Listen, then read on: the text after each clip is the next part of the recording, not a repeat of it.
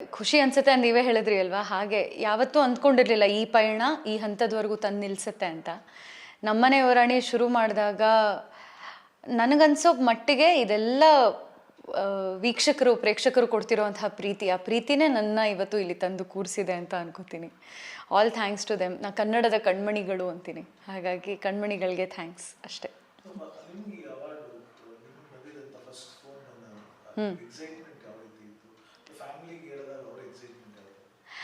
ಅಂದರೆ ಅವಾರ್ಡ್ ಬಂದಿದೆ ಅನ್ನೋದಕ್ಕಿಂತ ನಾಮಿನೇಟ್ ಆಗಿದ್ದೀರಾ, ಕೇರಳಗೆ ಬರಬೇಕು ಅಂತ ಹೇಳಿದ್ರು. ಯಾರಾದರೂ ಒಬ್ರನ್ನ ಕರ್ಕೊಂಬರ್ಬಹುದು ಅಂತ. ನಮ್ಮ ತಾಯಿಗೆ ಎಲ್ಲ ಇವೆಂಟು, ನಾನು ಸ್ಟೇಜ್ ಮೇಲಿರೋದಾಗಲಿ, ನನ್ನ ತಂಗಿ ಸ್ಟೇಜ್ ಮೇಲಿರೋದಾಗಲಿ, ಇದನ್ನೆಲ್ಲ ನೋಡೋದು ಒಂಥರ ಅಪ್ಪ ಅಮ್ಮ ಇಬ್ರಿಗೂ ತುಂಬ ಖುಷಿ. ಹಾಗಾಗಿ ಅಮ್ಮನ ಕರ್ಕೊಂಡು ಹೋಗಿದ್ದೆ.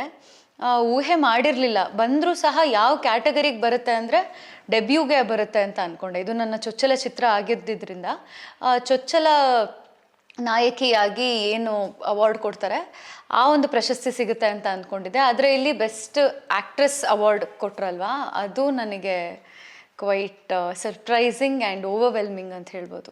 ಒಂಥರ ರೋಮಾಂಚನ ಆಯಿತು. ಅಮ್ಮ ಇನ್ನೂ ನಮ್ಮ ತಾಯಿ ಸ್ವಲ್ಪ ಎಮೋಷ್ನಲ್ ಜಾಸ್ತಿ. ಖುಷಿ ಅಂತಂದರೆ 100% ಅಲ್ಲ 1000% ನಗ್ತಾ ಇರ್ತಾರೆ. ಅಳು ಅಂತ ಬಂದರೆ 2000% ಅಳ್ತಾರೆ. ಸೊ ಎಮೋಷ್ನಲ್ ಆಗಿದ್ದಂತೂ ಉಂಟು. ಆದರೆ ಹಾಗೆ ಹೆಂಗಿತ್ತು ಅಂತಂದರೆ ಫಿಲ್ಮ್ ಫೇರಲ್ಲಿ ಡೆಬ್ಯೂಟೆಂಟ್ ಅವಾರ್ಡನ್ನ ಅನೌನ್ಸ್ ಮಾಡಿದಾಗ ನನ್ನ ಹೆಸರು ಬರಲಿಲ್ಲ. ಹಾಗಾಗಿ ಅಂದ್ಕೊಂಡೆ ಓಕೆ ಡೆಬ್ಯೂಟೆಂಟ್ ಯಾರಿಗೂ ಹೋಯಿತು, ಹಾಗಿದ್ರೆ ನನಗಿಲ್ಲ ಅಂತ. ಆದರೆ ಬೆಸ್ಟ್ ಆ್ಯಕ್ಟ್ರೆಸ್ ಅಂಕಿತಾ ಅಮರ್ ಅಂತ ಅಂದಾಗ ಅಮ್ಮ ನಾನು ಎಲ್ಲರೂ ಫುಲ್ಲು ಆ್ಯಕ್ಟ್ರೆಸ್ಸೇ ಕೊಟ್ಬಿಟ್ಟಿದಾರ ಅನ್ನೋ ಥರ ಖುಷಿ ಆಯಿತು ಅಷ್ಟೆ. ಅಮ್ಮ ಸಿಕ್ಕಾಪಟ್ಟೆ ಎಂಜಾಯ್ ಮಾಡಿದ್ದಾರೆ, ಖುಷಿ ಪಟ್ಟಿದ್ದಾರೆ. ಆಮೇಲೆ ಫಿಲ್ಮ್ ಫೇರ್ ಅಂತ ನಾವು ಇವೆಂಟಿಗೆ ಹೋದಾಗ ಸಾಕಷ್ಟು ತಾರೆಯರು ಇರ್ತಾರೆ ಅಲ್ಲಿ. ಯಾರೆಲ್ಲ ಒಂದು 20-25 ವರ್ಷದಿಂದ ಇಡೀ ಸೌತ್ ಇಂಡಿಯನ್ ಸಿನಿಮಾಗೆ ಕೆಲಸ ಮಾಡ್ಕೊಂಡು ಬಂದಿದ್ದಾರೆ, ಅವರನ್ನೆಲ್ಲ ನೋಡೋ ಅಂಥ ಒಂದು ಅವಕಾಶ ನನ್ನ ತಾಯಿಗೆ. ನನ್ನ ತಾಯಿ ಕಾಲೇಜ್ ಡೇಸಲ್ಲಿ ಇದ್ದಾಗ ಅವ್ರ ಕ್ರಶ್ ಎಲ್ಲ ಯಾರು ಇರ್ತಾರೋ ಅವ್ರನ್ನೆಲ್ಲ ನೋಡೋ ಒಂದು ಅವಕಾಶ. ಹಾಗಾಗಿ ಶಿ ಎಂಜಾಯ್ಡ್, ತುಂಬ ಖುಷಿಪಟ್ಟರು.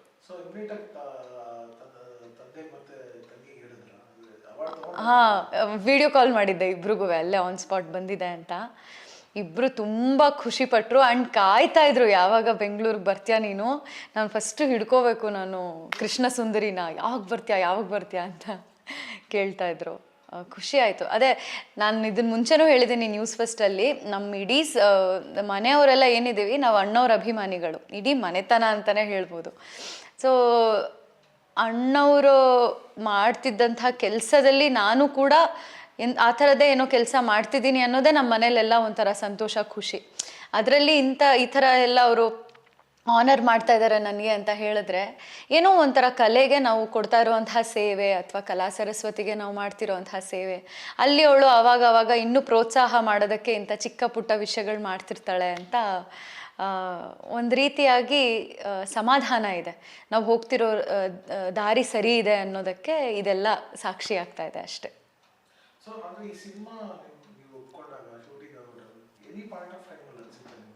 ಏನಂತ